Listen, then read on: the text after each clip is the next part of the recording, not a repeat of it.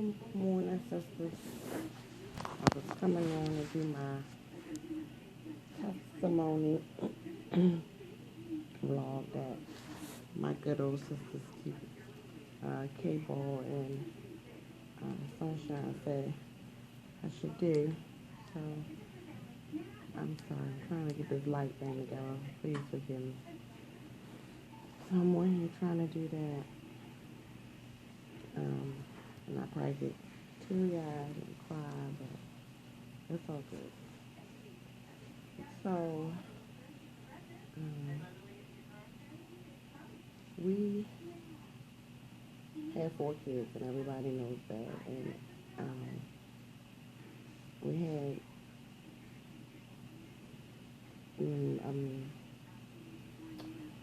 our first child. We were young, and we had I probably was like 17, and he was 20, and we had just had our first baby, and I got pregnant again. Like, I don't think he was even 1 yet. And it was a hard, difficult decision for us to make to terminate, but we needed to because we just weren't ready.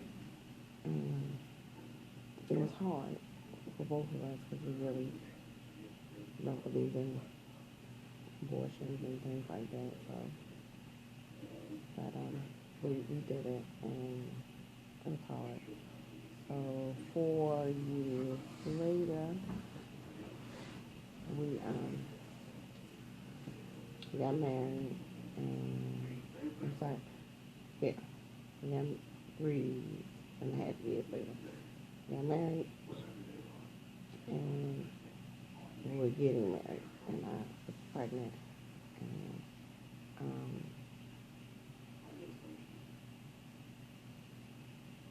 like 3 days, we had found out we were pregnant like that July, and then we got married in September.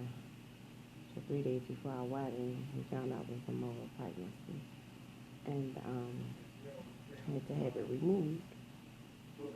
And that was hard because I was probably like, I don't know, 11 weeks, 12 weeks, and confusing because, again, I was only 19, 20, and I wasn't quite sure and understanding what they meant by molar pregnancy because I know a couple weeks before that I had saw a baby heartbeat and stuff like that, so it was kind of like, what do you mean it's not there, that type of thing. So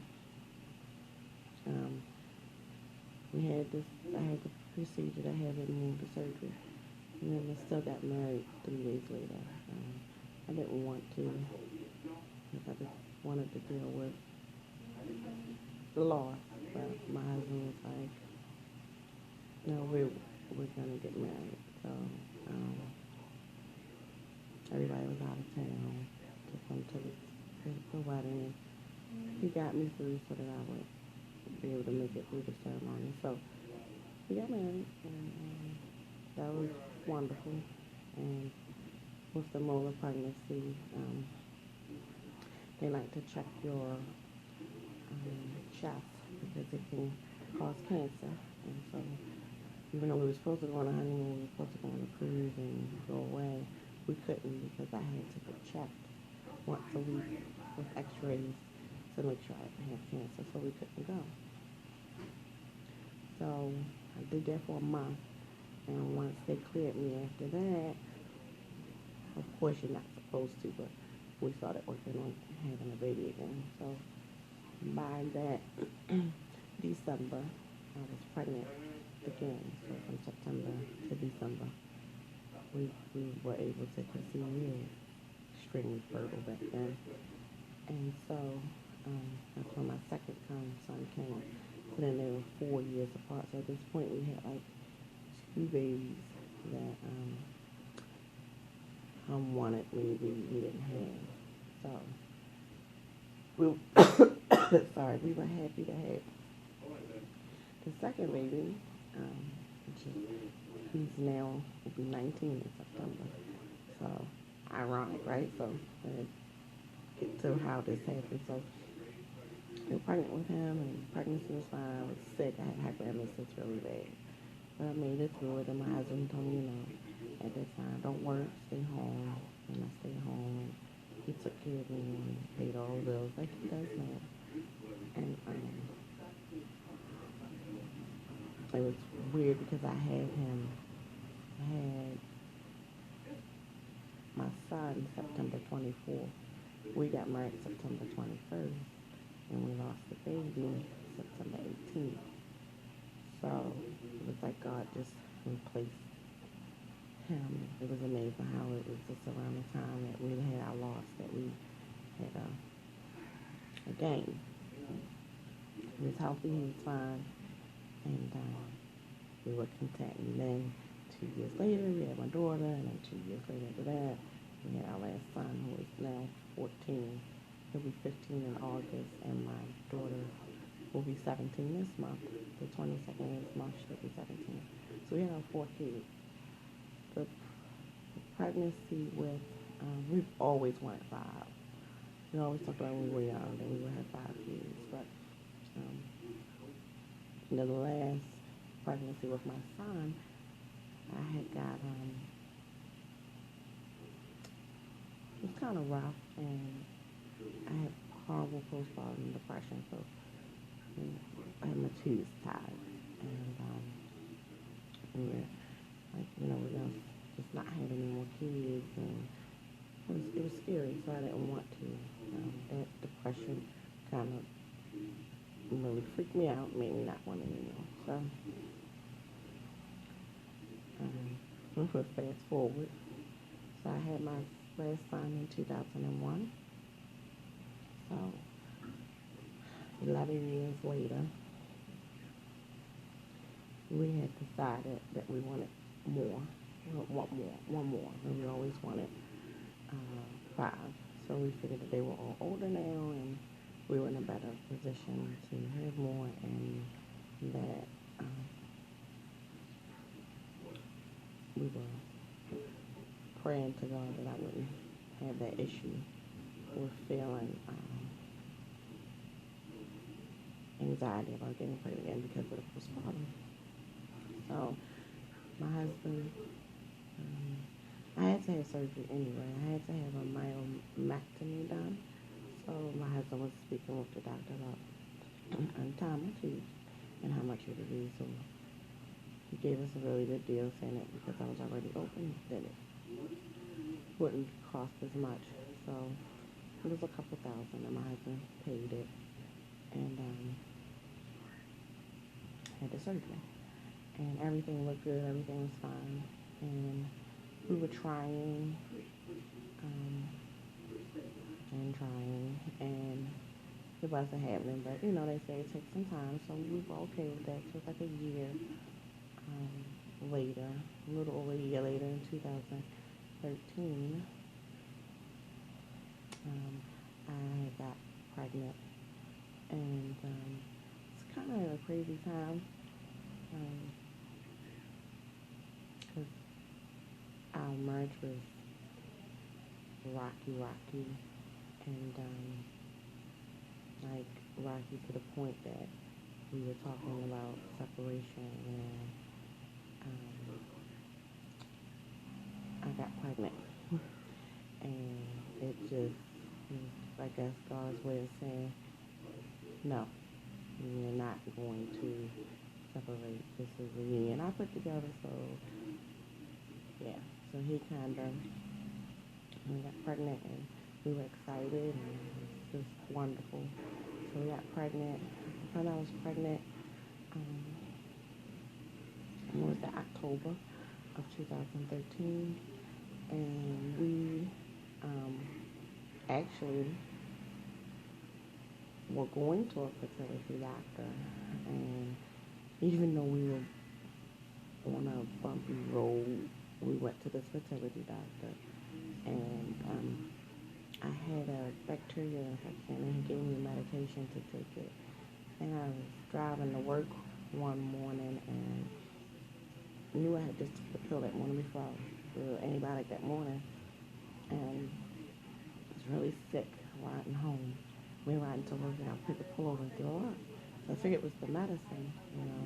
So I called my husband when I got to work, and I said, I'm not feeling too well. I'm throwing up. And I think it's the medicine. I think I'm going to call him and tell him that I need to stop it. And he's like, no, let me get your pregnancy test. Maybe you're pregnant. And I was like, I don't think so. So, sure enough, he brought the pregnancy test to work, and it came up right away that I was pregnant.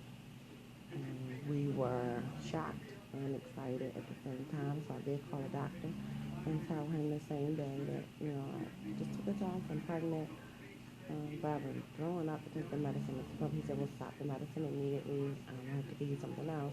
Come up to the hospital today as soon as you can. Let me check things out. So I went up during my lunch break. Hubby came and got me. We went up there, and we got to see our baby scream. And it was just the best day ever. It was wonderful. So we turned around, and I hope y'all are hearing this. I don't hear no crazy. So you probably can't even hear anything I'm saying. So I went to work, and everything was fine. And we went to my OB. I was released to my OB, and when we got about 11 weeks, she sent us to the the advanced maternity center for us to get checked, for me to get checked. The regular 3 months check that you do to make sure that babies don't have any chromosome issues and things like that. So I had never done that before. This was my first pregnancy that I had that done, and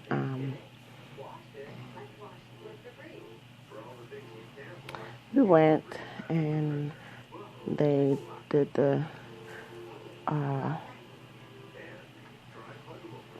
conversation first, and they talked to us about the different things and blood tests and stuff like that. I'm sorry. And so we went in and we did the ultrasound, and they noticed that the baby had a large bladder. So we didn't think much of it, and we're like, okay, we need to pee or something. So they took us back in the room and talked to us about chromosome 18 and 13, trisomy 18 and 13, and how that was a sign of that, and that I had to keep coming back, and that I needed to do the blood work and things like that. So we did the blood work, the first one, which was free. So we did that, and it came back positive. So they had encouraged us to do the one that we had to pay for, which would also let us know the sex, because like a week later when we got the results, the bladder still hadn't gone down. It was actually getting bigger. And so they asked us to do the other blood work, which was let us know the sex and for sure about the trisomy. So those couple of weeks, we paid for the test, and those couple of weeks was really rough and stressful. And I did a lot of bleeding, was sick, and we had maybe a week or two prior to us getting the results, I had to go in because I was passing clots, and to the point the doctor in labor and delivery was like, yeah, this pregnancy is not viable, because I was bleeding extremely heavy. It was just blood everywhere, and every time she went in to try to do the transvaginal ultrasound, it was a mess, and she had to keep changing the bed, and she couldn't get a good view. So when she finally thought she did get a good view, she looked at the baby, and she didn't see a heartbeat. And I just, of course, melt down on the table, and she was explaining to me what I needed to do to get the baby out. And She asked me did I want to have him or have the surgery. She said she could give me some pills that would make me contract. And I could have the baby. But she wanted to send me down to ultrasound first to confirm. So we went down to ultrasound, and actually I'm crying and getting teary-eyed now about it. And so the ultrasound lady had seen me several times. Because like I said, I've been in there so many times because of, the bleeding and things like that. So she was looking at me and she was like, why are you so upset? And I was like, well, they said the baby has no heart and I'm worried. And she was like, oh no. And she turned to scream to me, and he was just bouncing on the screen, his arms and his legs, and he was fine. She's like, your baby's fine. I'm like, okay. So we were like so excited but shocked because, we were getting prepped for this, to have this baby. And we got upstairs and the doctor was shocked that the baby was alive because of everything. And I was a little upset, but I understand because she did everything she could do and what she could see. It didn't look good, but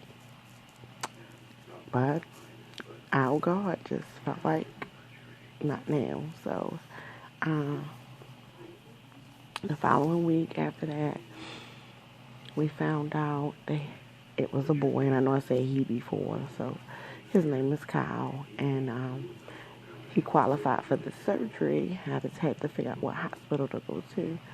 Intrauterine surgery, where they would put a catheter in his bladder while he was in the uterus to make it expel the urine into the amniotic fluid. And then once he was born, they would correct the problem, which was a blocked urethra. So it was important that I had that surgery done as fast as I could, because the bladder could crush his lungs and his organs. So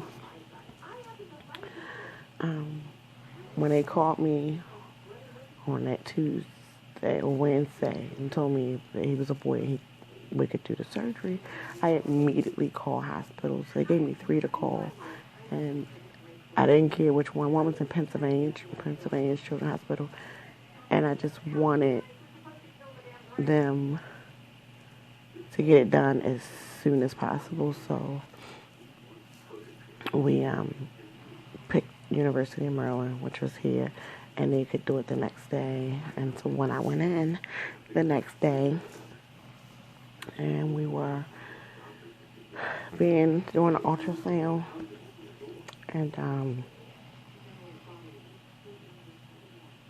when you look, what to look for, and I didn't see a flickering on the screen, and it kind of made me feel like, when the doctor didn't see it, that he was still there. And she checked and she couldn't find it. So she told me she had to step out and get the doctor to come in and speak with me. So I was so traumatized. I got up.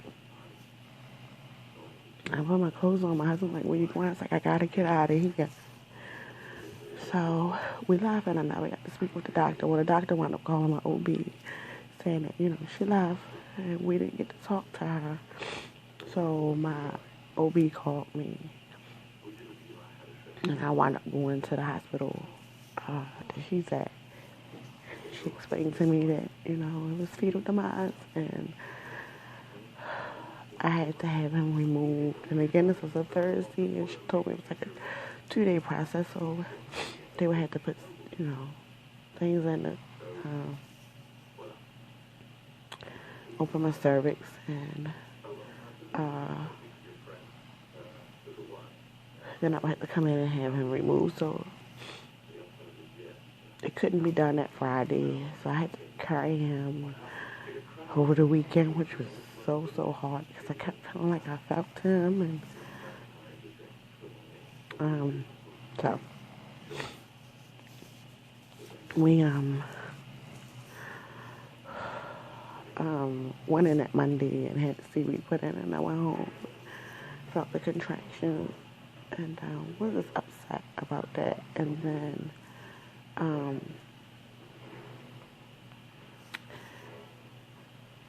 the procedure to have him moved was done in an abortion clinic. So most of the women that were there didn't want their babies, and so it was hard for me to be in there with them. And they were talking about all this privacy stuff, so my husband couldn't be back there, so I was by myself. And I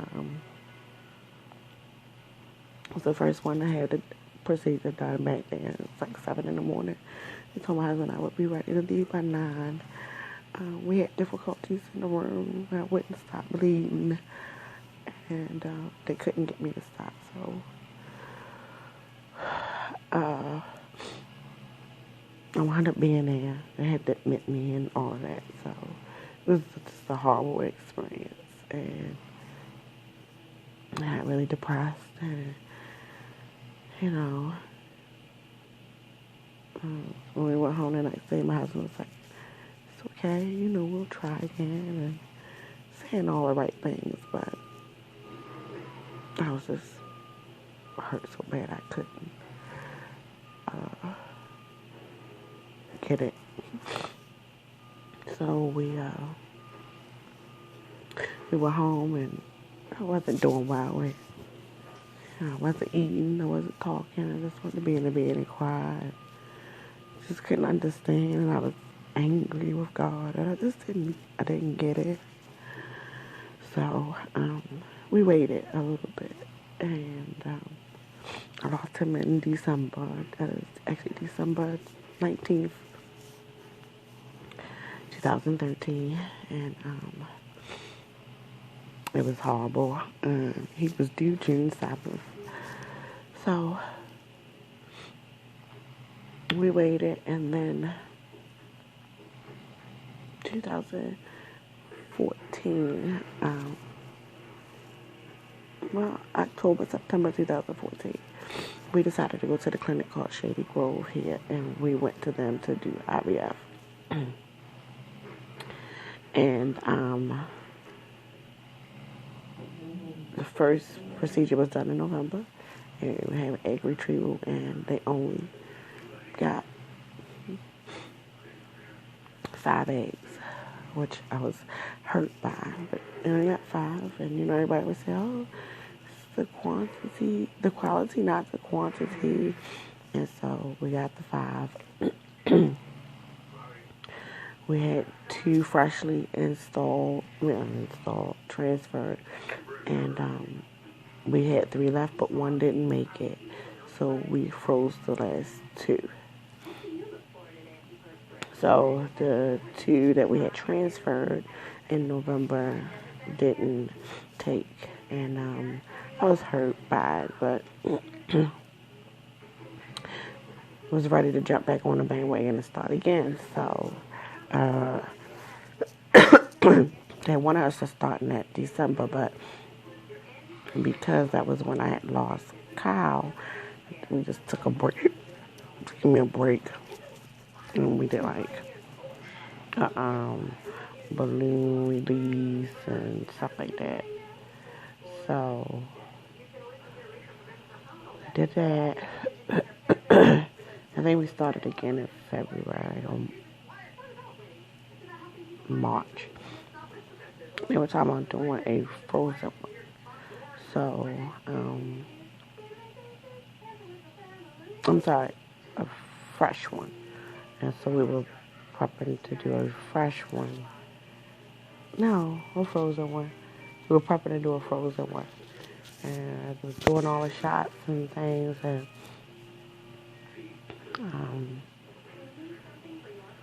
that April was supposed to be in April 2015 was supposed to be my transfer day.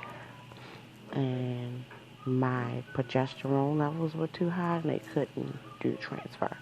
So I was kind of disappointed, frustrated, and I'm sorry, I have to rewind. I'm giving you wrong information. When we had the retrieval done in November, we only had one egg left. And we froze that egg. We had a fresh cycle done in March. And from that, they couldn't do a transfer because my progesterone was too high. It wasn't a frozen, they were doing a fresh one. And from that retrieval, again, only one egg survived. So now we had 2 eggs at 2 separate retrievals that were frozen. And so we were disappointed, so we took a break. And this was in 2015. We went on vacation and just chilled out. And then that, it was getting close to the time for us to pay $530 for storage fee of the first egg that we had frozen. And my husband suggested that we just try to have it transferred. So we went to the doctors and spoke with him, and he was trying to get us to do a fresh again. And my husband was like, well, no, we have 2 frozen eggs, and opposed to us paying $1,060 in storage fees, we'll just transfer the ones that we have. And they say they use the best quality ones when they do the fresh transfers. So the doctor was just like, we would like to get ones of better quality, and we could do that through a fresh.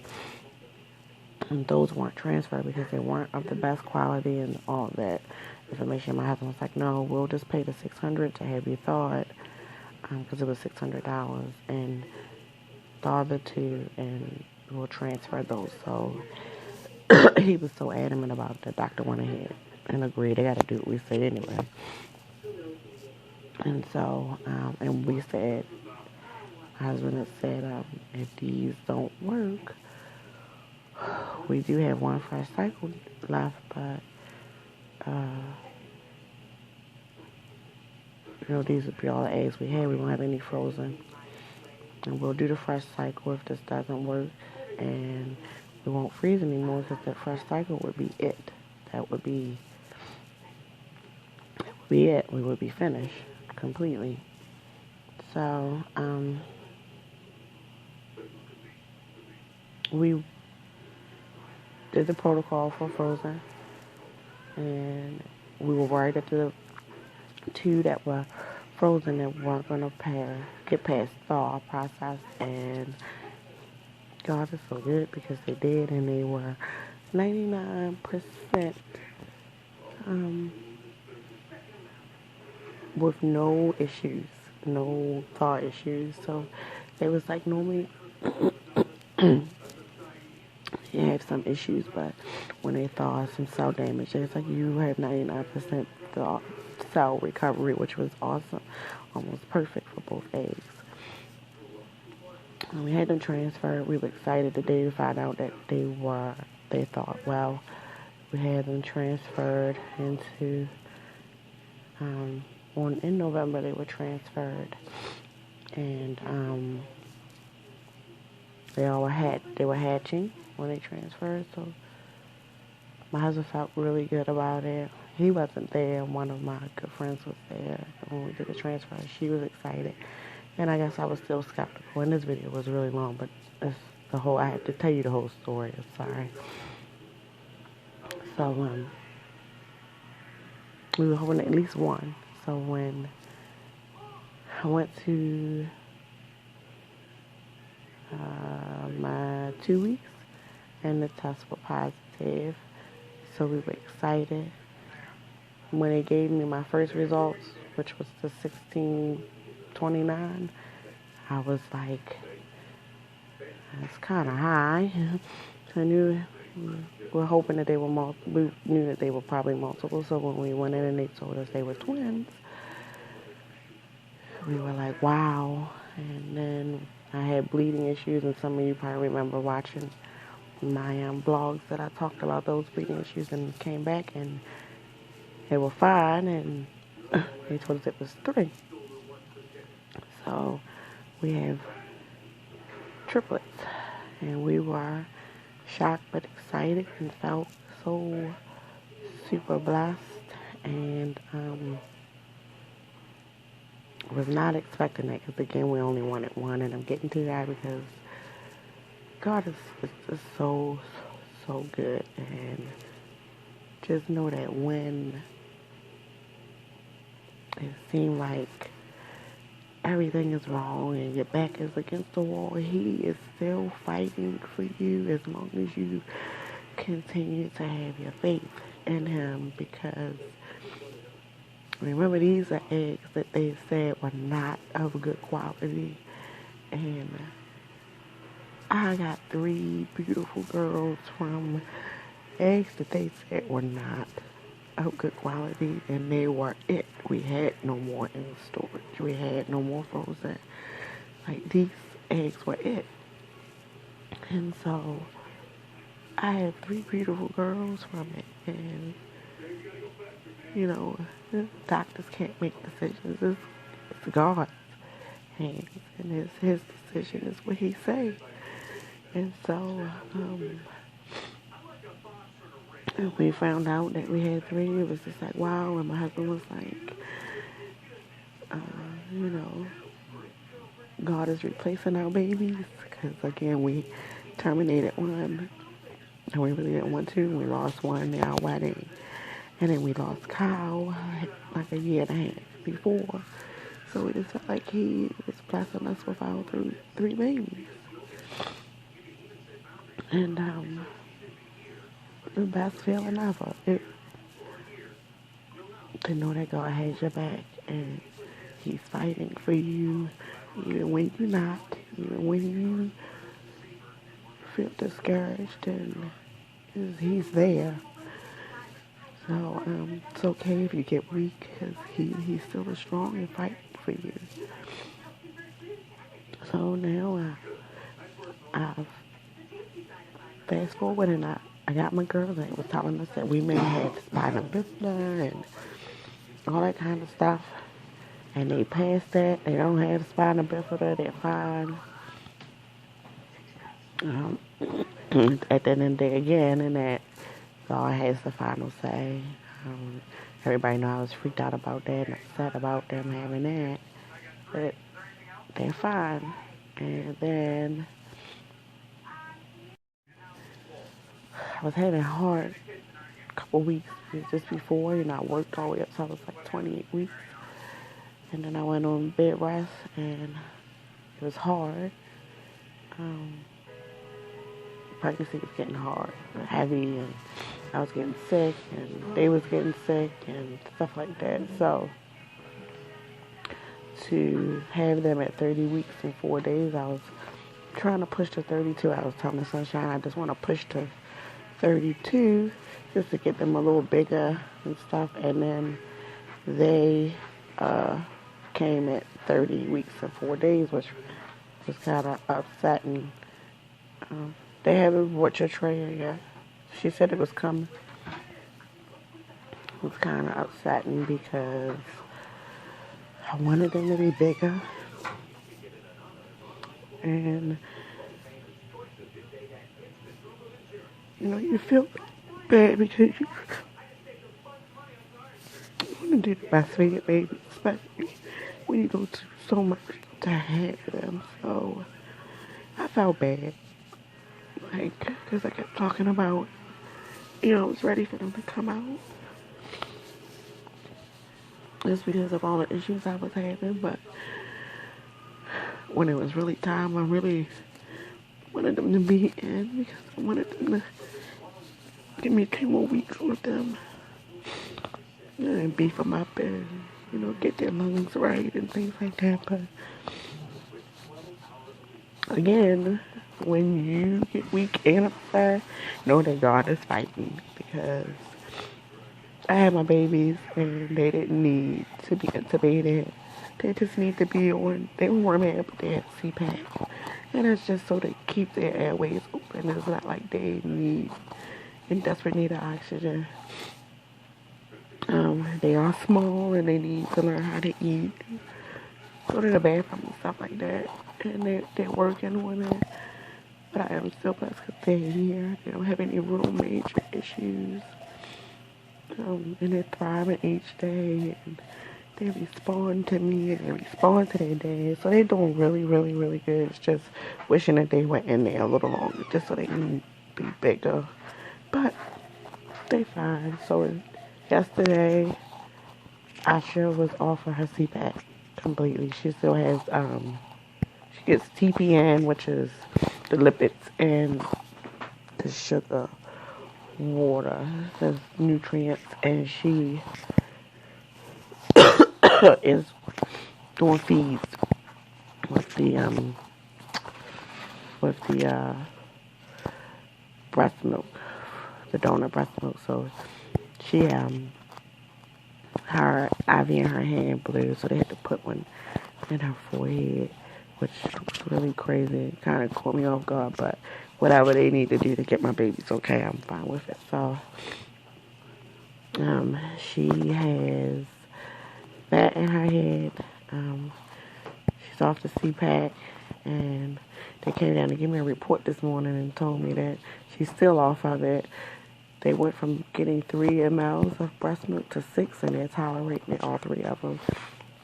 Bliss is still on CPAC, and they said she may be on it a little longer than the rest of them because she has apnea. And Brady, she stops breathing is the apnea and when she sleeps. And the Brady is her heart rate or whatever. So they have her still on it. They said Chloe could probably come off, but she fights. Bliss fights. She takes it off anyway. The nurse was just telling me, but she can't give me a report on her that the Bliss takes it off all the time. And when I'm there, I see her take it off. So they like the fact that she's a fighter. She's very active, and Chloe had jaundice, and Chloe was the biggest. She's tolerating her food well, and she's still on CPAC, but they said she'll probably come off today. And that she will probably come off of the light too, but we're waiting to see. But she has jaundice. So, again, they're doing okay. They'll be here for a while, which is hard for me, but I'm just going to be here every day, every second that I can. They already talk about me here, how they come down here to come in my room to give me medication or to check on me, and I'm not here. I'll be upstairs with the girls. So she's like, you gotta let us take care of you too. But I just want to be there with them. Kind of help with that helpless feeling. So just being there, even if I'm there watching them do cares and watching what they do with them, it helps me. So it really helps when I get to hold them. Makes me feel good, and they just love laying on me, and it feels good. So they get so calm and quiet, and they rest well, and let you know that they need me, which feels good. So